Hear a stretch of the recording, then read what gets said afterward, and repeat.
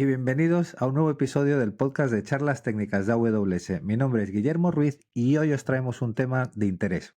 No sé si habéis oído hablar de FinOps, empieza a resonar cada vez más entre los clientes y la gente que nos estáis preguntando, y hoy nos hemos traído a dos amiguetes que nos van a contar un poco de qué va esta historia.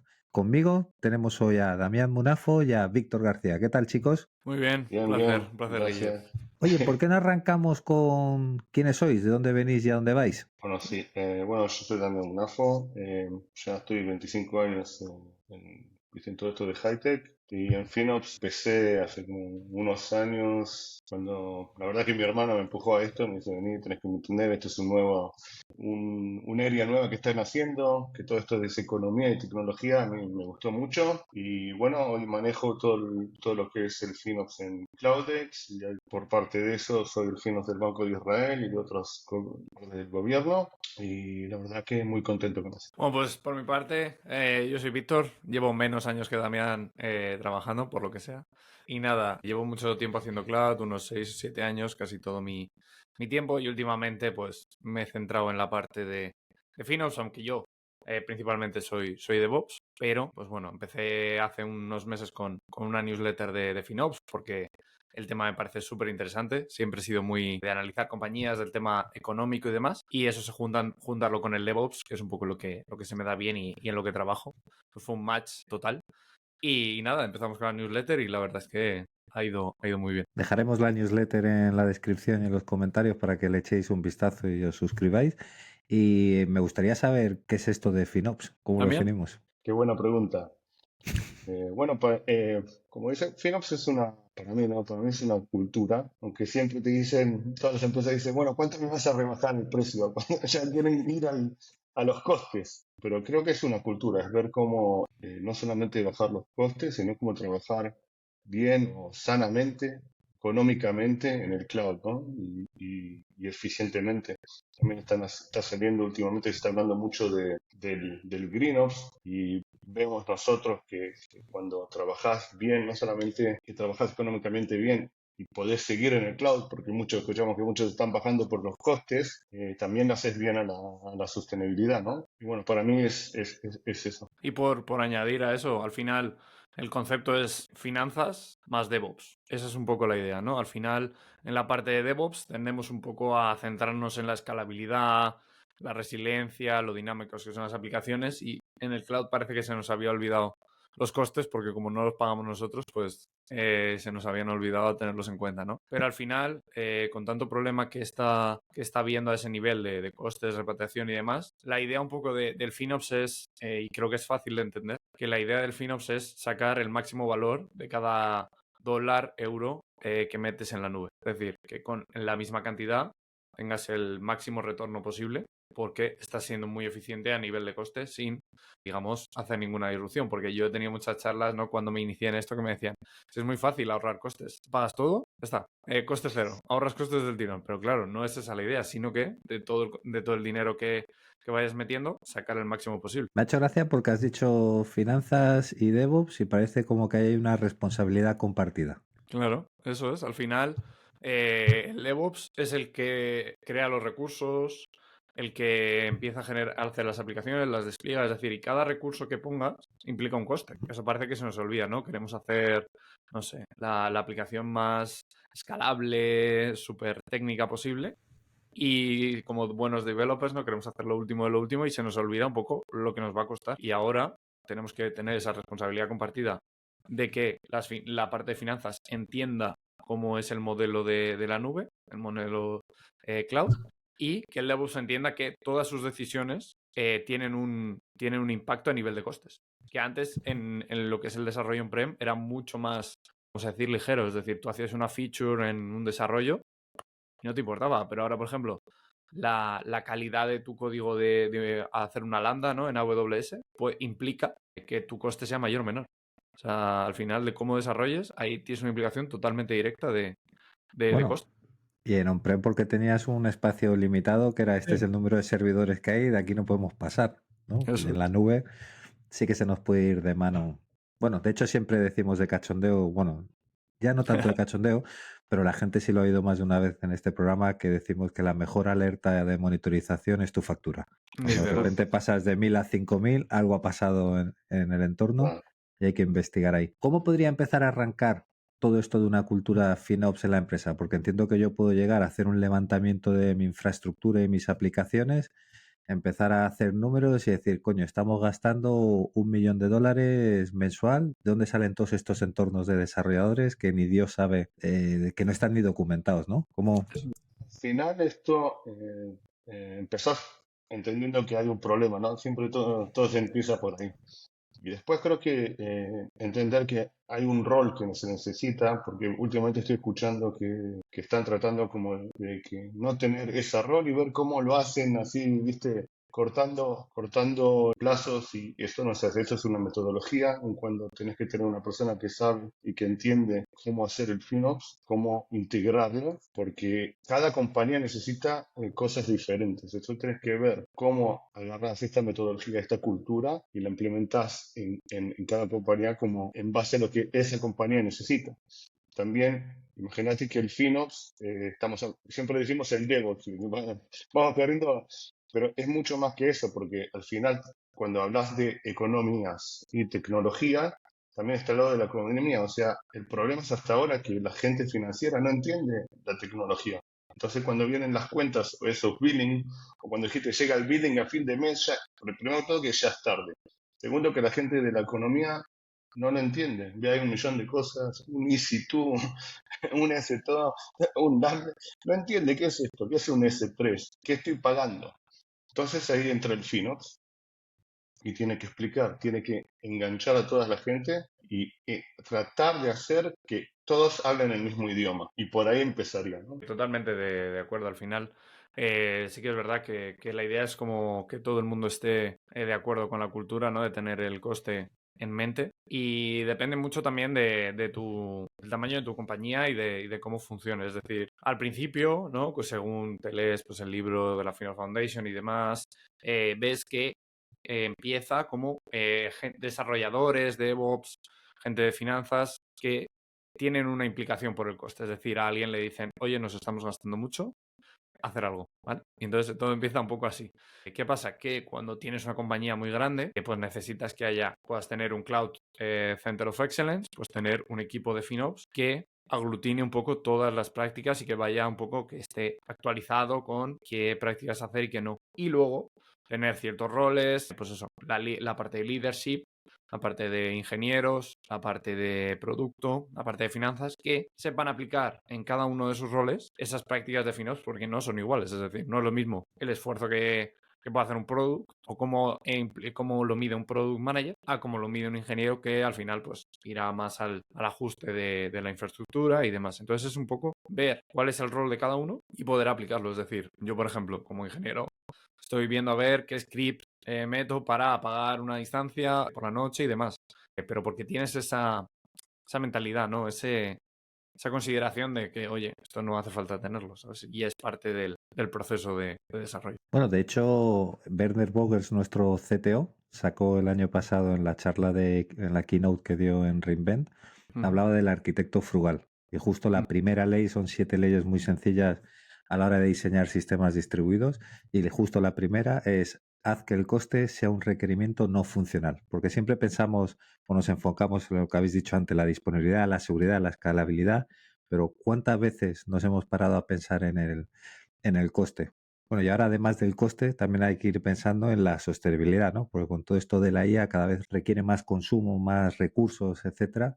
¿Cómo realmente hacemos algo que sea eficiente y sostenible? Pero tienes razón, yo creo que desde la clave del diseño hasta la operación, desde la primera línea de código hasta esa última instancia que pones en producción, todo tiene un impacto en coste. Desde AWS tienes herramientas que te permiten el Cost Explorer y todos estos, de tener una visual de qué estás consumiendo, incluso tu propio auditor que te hace recomendaciones. Oye, pues si esto está corriendo en x86, muévetelo a Graviton, que las instancias son más baratas, más eficientes, etcétera.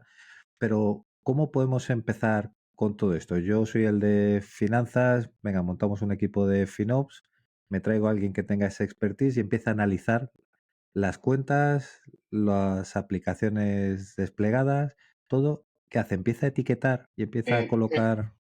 generalmente, bueno, lo que nosotros hacemos por lo menos es siempre ver primero empezar y mapear todo lo que tenés. O sea, vas y ves todos los workflows, qué hace cada uno, quién es el owner, ¿no? ¿Qué hace? Ve la arquitectura y también, por ejemplo, qué es prod, qué es dev, dónde puedes tocar más. También está todo el tema de si tenés, porque antes, cuando empezó todo el cloud, tenías una cuenta, dos cuentas, ahora estás, todos vamos yendo a ese multi-cloud de account strategy, entonces tenés un proyecto y tenés cuatro o cinco accounts, entonces vas viendo cómo manejas y te da más oportunidades de hacer costes, porque decís, bueno, un dev no tiene que ser igual al prod, entonces vas poniendo todo eso Ujú. y ya cuando tenés el mapeo terminado, podés empezar a hacer un programa de dónde ver, dónde bajas costes, dónde puedes hacer right sizing, dónde podés hacer plan, porque si tenés por ejemplo, qué sé yo, un programa que va a correr todo el tiempo, entonces decís, bueno, acá puedo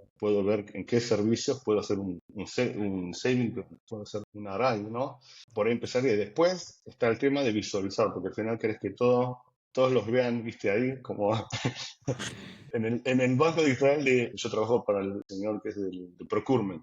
Hace finanzas y procurement juntos. Se dice, le hago walk on shame. Agarro los que le sirven. Entonces, porque si no, no les importa, ¿viste? Son del público, no les importa el dinero. El otro día, te cuento, para que te cuente. El otro día, antes de las fiestas, un chico vino, prendió el Neptune y se fue. Ahora, ¿qué pasa? El sector público, un mes, todo de vacaciones. Y sí, teníamos las alertas, todo esto, volvimos, boom.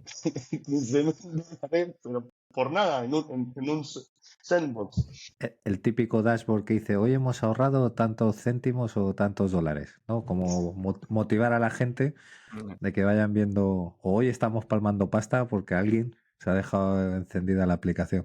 15.000, pero nada, pero para probarlo, nada. Entonces, bueno, sí, claro, y para mí, aparte de eso, y no porque creo que AWS está haciendo muy buen trabajo con todo el tema ese de los insights, ¿viste? De los dashboards, porque a mí me gusta mucho todo esto de los Cost Intelligent Dashboard que están haciendo, que ahí tenés, primero que todo, estoy sorprendido, cada semana sale uno nuevo y la verdad que tenés todo ahí. Primero te muestran todo lo que estás generando por todos los servicios. También tienen categorías de compute, de storage. Todo bien, bien, bien puesto con recomendaciones. Tenés también todos los saving plans, los arrays, todo bien puesto. Y también tenés como otros dashboards que te dan lo que dijiste antes, ¿no? Como cuando te dan otras alertas que te vienen del Trusted Sí. Advisor y que vienen de otros. La verdad es que para mí está muy bien hecho y a mí me encanta. No sé si después lo podemos ver. Sería genial. Bueno, y ahora con el tema de la IA, que ya le podrás preguntar de forma natural, oye, me gustaría saber dónde hemos gastado más el mes pasado, y que automáticamente te genere la query y te muestre los valores,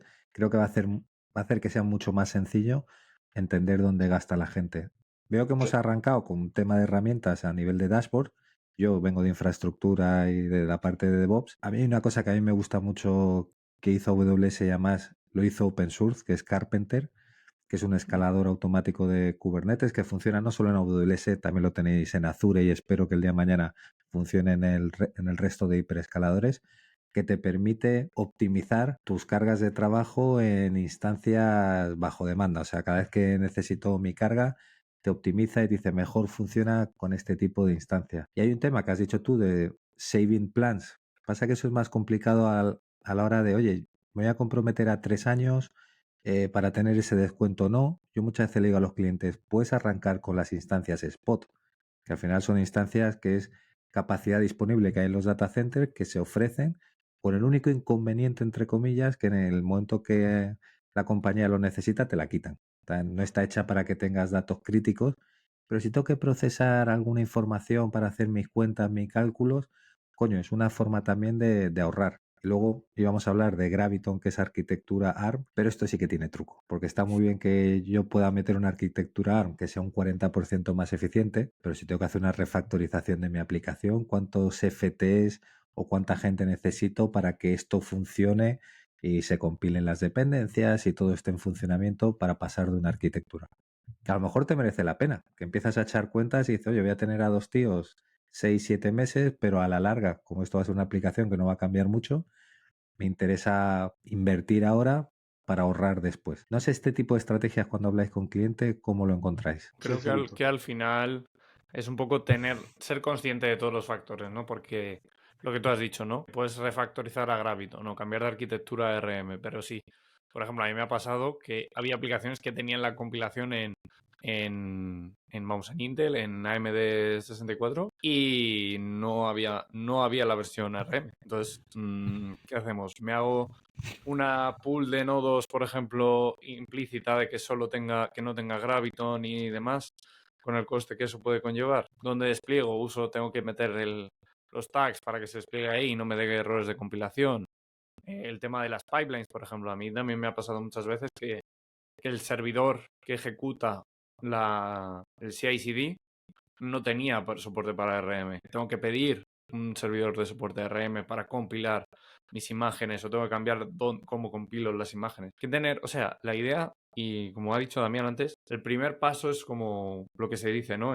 Que es inform, optimize y operate, ¿no? Pues la primera parte es informarte de lo que estás haciendo ahora y los cambios que quieres hacer, plantearlos para saber qué impacto van a tener, porque si al final, yo empecé optimizando nuestro entorno de dev, que era nada, $300 al mes, y me dijo, mi manager me dijo, probablemente unos días de tu trabajo valen eso, es decir, si tú no vas a ahorrar mucho dinero en eso, céntrate en otras oportunidades mucho más interesantes que puedan ayudar a la compañía que optimizar rompiéndote la cabeza un 20% de $300. Es decir, no merece la pena porque tu propio salario está malgastándose ya a nivel de optimización. Entonces es un poco eso, ser consciente de qué impacto va a tener cada cambio que vas a hacer, tanto en Es un tiempo buen y punto, porque al en... final tienes que hacer el programa de tomando no todo lo que es ROI, ¿no? Lo que dijiste, si no hay mucho. Y también estamos hablando, cuando hablas de la metodología del Fino Foundation, ahora justo terminé el curso de profesionales de ellos,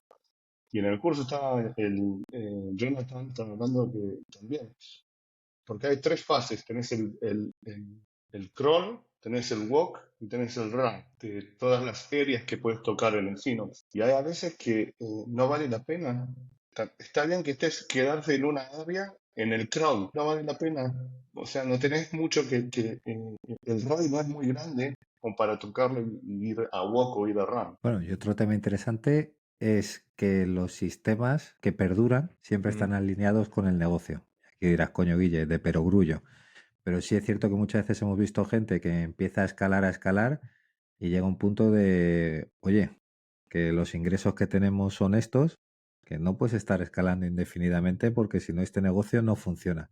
Y a mí un ejemplo que me llama mucho la atención es el de Ryanair, la aerolínea más grande de Europa de bajo coste, que dice, ¿no? Además ellos orgullosos de, oye, somos de bajo coste porque ellos juegan con unos márgenes muy pequeños. Entonces tienen que vender cantidad sobre calidad. Y en función de esos ingresos es como hacen la evolución de su infraestructura. Y de hecho creo que es de los que más instancias spot tienen a día de hoy para procesar cierta información, etcétera. Pero es una forma de, oye, esto no es el mundo de Mago de Oz, ¿no? Que es todo muy bonito, o de Alicia en el País de las Maravillas. Cuando los márgenes son cortos, al final tienes que agudizar el ingenio. Al final, tipo empresas o sectores como los supermercados, las aerolíneas, sectores que al final, por la naturaleza del negocio, el margen es corto y vas a volumen. Entonces ahí cada 1% cuenta. Es decir, cuando tú tienes un negocio, puede ser Visa, por ejemplo, que tienes unos márgenes altísimos, pues ahí al final sí importa, pero tienes hueco. En Ryanair no.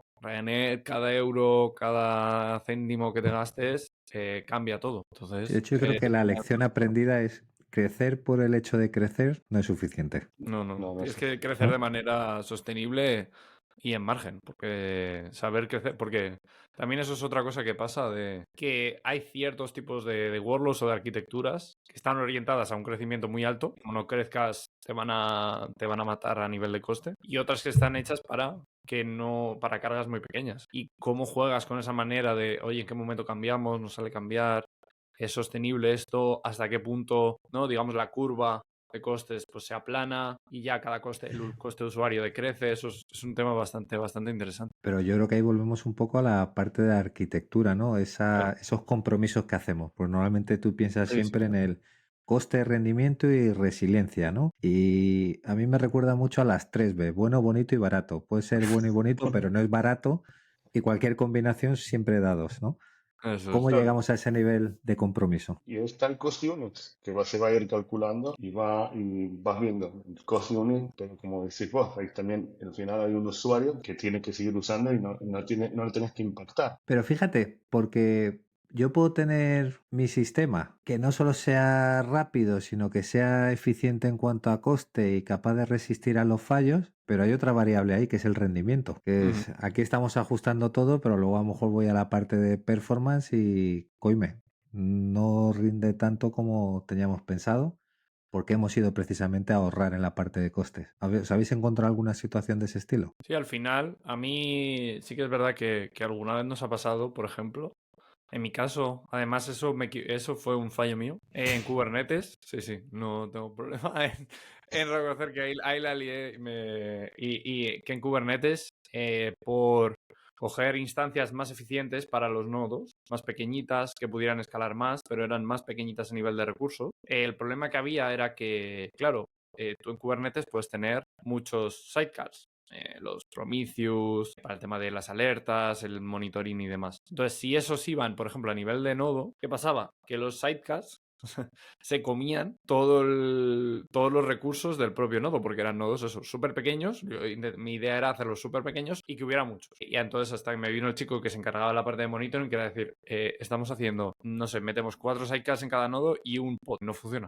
No parábamos de escalar y no parábamos de conseguir hacer nodos. Y dije, vale, lo cambio ahora porque... Y justo cambiamos esa arquitectura, cambiamos el tipo de instancia y era mucho más eficiente. Conseguimos ese balance de costes y al final es, fíjate que lo haces como con tu mejor intención, no tienes igual un factor en cuenta y te puede generar un problema tanto a nivel de costes como a nivel de eficiencia como a nivel de performance. Es que además has tocado un tema muy importante, que es la monitorización. ¿Cómo puedo optimizar algo que no veo? ¿Y qué ocurre con todas esas ineficiencias que ya tengo, que si no las puedo observar, al final mis costes se disparan? Y también la parte de los logs, por ejemplo, es una parte que también va relacionada, que los logs pueden llegar, sobre todo en aplicaciones tipo Kubernetes y demás, a nivel de costes puedes tener también un problema. Es decir, como no hagas bien la monitorización de costes, tanto con los dashboards como y ajustando bien el tema de los logs, puedes llegar incluso en CloudWatch, puedes llegar a tener un problema de que si haces mal una query o demás, se te pueden ir los costes a una cosa muy, muy alta.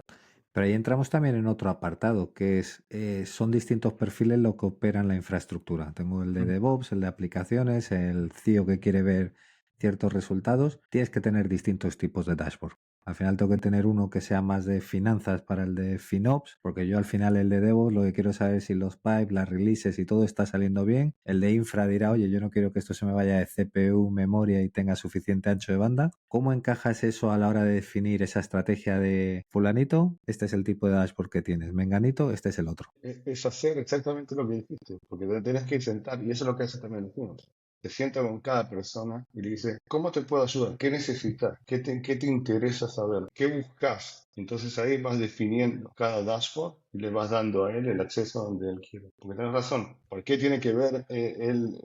No le va a interesar los saving plans o la utilidad. Aunque sí estuvimos viendo casos de empresas grandes ahora si nos organizó un evento acá en Barcelona, que vimos varias empresas que sí dieron la responsabilidad a los grupos DevOps de ellos mismos definir el budget y los dashboards, que eso fue muy interesante y creo que lo vimos en dos diferentes lecturas. Sí te voy a decir que eso también tiene algo que ver económicamente, porque generalmente ¿dónde lo ves? Donde compañías grandes que tienen mucho dinero y gastan mucho dinero en el cloud y como que tienen los resources para hacer. Y ahí me gustaría ver cómo se puede hacer eso en compañías más chiquitas o en startups que ahí no tienen tantos recursos como para poner, viste, 10 FinOps y que tengan un DevOps que sea como un champion que lo pones, porque también el tema que no se toca también en la cloud es todo lo que cuesta alrededor y cómo pones todos los costes alrededor en tus dashboards y en tus cosas. Pero me llama la atención porque siempre se dice que cuando tienes un control granular puedes optimizar tanto los costes como la experiencia de usuario. Pero ¿hasta qué nivel me interesa esa granularidad? Porque cuanto más información, más me puedo perder por el camino. Al Sí, final, en ese tema es lo que se está viendo un poco, ¿no? Que tú puedes tener toda la información, entonces necesitas a gente que tenga el conocimiento para llegar al nivel más bajo de los datos. O sea, por ejemplo, ahora con el tema de Focus, ¿no? Que la idea es estandarizar los datos de coste a lo largo de todos los proveedores, incluso otro tipo de sistemas, como pueden ser las licencias, el SaaS, etcétera, etcétera, ¿no? Entonces, tener a gente capaz de llegar a ese nivel tan bajo y de traducir los datos y que luego sean capaces de poder presentárselo a cada, vamos a decir, stakeholder, ¿no? A cada persona involucrada. Es decir, tú al final, cuanto más dato granular tengas, al final es mejor, es decir, te interesa tener ese dato. ¿Qué pasa? Que igual tienes que saber a quién se lo tienes que presentar. Es decir, no le puedes presentar al CEO de la compañía, no sé, el ratio de CPU por segundo que tal, porque le da absolutamente Se la igual. ufa. Claro, pero sí que le pones, hemos gastado tanto y demás, y el producto es tanto coste por usuario, tanto ingreso por usuario, y le das ese margen, y tú lo has construido en base a esos datos tan granulares que tienes, eso sí que le gusta, eso sí que le importa. Es decir, cuánto se ha gastado, cuál es el ROI de su aplicación, ha mejorado el ROI de su negocio gracias a tener ese dato, cómo has calculado ese ROI. Ahí es donde importa la granularidad, es decir, y es muy importante ese rol, ¿no? Del FinOps Analyst, como lo quieras llamar, que se encarga de ver los datos y a partir de ahí decir, vale, pues de todo este volumen de datos que tenemos tan granular, ¿qué KPIs, qué objetivos, qué resultados estamos teniendo? Y ese rol creo que es algo súper importante a nivel de costes y más ahora con todo el tema de la integración del SaaS, de la integración de multicloud y demás, que al final complica bastante ese cálculo. claro, yo también lo relacioné a todo eso con lo que tocamos un poco antes, ¿viste? El crawl, el walk y el run, ¿no? O sea, tenés todo esto, ¿no? Al final no podés todo, pero sí vas viendo, identificando y cerrando con personas y buscando también los quick wins, porque al final querés que todos estén, que te ayuden y que estén contigo. Entonces, buscar los quick wins, vas despacito, le vas dando que el de finanzas esté contento, que el de Debo esté contento. Y bueno, al final, sí, como dijo Víctor, querés llegar a tener mientras más datos tenés, mejor. Y hoy, como también estamos viendo que se están saliendo cursos de FinOps Data Analyst, ¿no? Ya, entonces, ya está mucho tocando también los temas de los datos y cada vez hay más, porque tenés datos no solamente del cloud, sino de SaaS, de third parties, vendors, y bueno, Yo creo que ahí entramos en un tema de brokers también, ¿no? Porque al final muchas veces cuando a mí me llega un equipo y me dice, oye, Guille, queremos desplegar esta aplicación tal, antes habéis mencionado, oye, ¿qué tipo de licenciamiento tiene? Y este licenciamiento, ¿dónde me sale más barato? ¿En fulanito o en menganito? ¿En qué región lo vamos a hacer? Porque a lo mejor justo donde lo quiero desplegar, tengo que tirar de una local zone porque no hay una región de ese operador cloud montada ahí. Ese análisis de decisiones al final lo acabas convirtiendo en machine learning. Es decir, tú dime tu serie de requerimientos y en función de eso yo te voy a decir dónde o no puedes desplegar. Pero creo que lo que sí que tiene que hacer la gente es definir stacks tecnológicos, porque ese es otro de los temas que nos encontramos mucho. Aquí no puedes venir y elegir, quiero usar este frontal, este backend, y este es distinto al que está usando otra de mis sedes en otro de los países, porque al final cuanto mayor diversidad se puede complicar muy mucho toda la parte de costes. Entonces, cuando reduces todo, oye, hay 4 stacks tecnológicos que los tenemos más que mamados y controlados y licenciamiento, etcétera, parece que mejora bastante la situación, ¿no? Claro, al final eso pasa en cualquier aspecto, tanto en el de coste como en el de arquitectura, como en la velocidad de desarrollo. Es decir, si tú, por ejemplo, tienes un equipo que tu stack suele ser Java y todo va pues, con Java, Spring y demás, si luego de repente a alguien se le ocurre, no, lo vamos a hacer en Python porque no sé qué, pues ya la gente que lleva haciendo Java hace 10 años que no tiene la misma, no eres igual de bueno. Entonces al final tú puedes ser un experto en Java y un junior en Python o en Go o en lo que sea. Y eso es muy importante, tanto a nivel de lo que hemos dicho, de velocidad de desarrollo, arquitectura, coste y demás. Eso es súper importante y eso hay que tenerlo súper controlado porque tener como unas best practices, ¿no? Para eso también están este tipo de cosas, ¿no? El CCOE, los equipos centrales para que den unas prácticas y establezcan unos estándares para que todo el mundo siga y se vayan mejorando esos estándares, vayas consiguiendo mejorar tus productos porque te mantienes como optimizando es estándar, ¿no? Y cuanto mejor seas en ese estándar, mejor, salvo que sea una cosa infranqueable que tengas que cambiar por cómo sea el diseño de la carga, por la optimización, por ese tipo de cosas, ¿no? Me gusta que hayas mencionado ahí optimización porque hay que dejar claro que la optimización no es un destino, sino que es un Ujú, proceso continuo, ¿no? No vale que optimicemos una vez y me siente a comer palomitas, porque lo que funcionaba para hoy puede que mañana ya no siga funcionando y hay que mirar mucho más opciones. Muchas veces, de hecho no hace mucho en una aplicación hicimos una función en Python, aunque sé que me has hablado de Java, yo me voy al otro lado para una cesta de la compra. ujú. Y yo tenía mi función y se me ocurrió pedirle, bueno, en AWS tenemos Amazon Q Developer que te da como Sí. sugerencias, es tu propio asistente, el chico listo sentado a tu lado de que te va a decir, oye, pues esto lo mejoraría yo de esta manera. Y el tipo me mejoró la función, la tenía ahí en un bucle facilillo y cuando ejecutábamos 10.000 repeticiones para ver el rendimiento, la ejecución del código mejoraba en milisegundos a lo que yo había hecho. Claro, a lo mejor dices, pues a mí milisegundos me la bufa, pero cuando eso lo llevas a gran escala, dices, coño, esta pequeña optimización al final suma en todo esto de los sistemas distribuidos, ¿no? Y al final cada milisegundo se convierte en un ahorro de costes.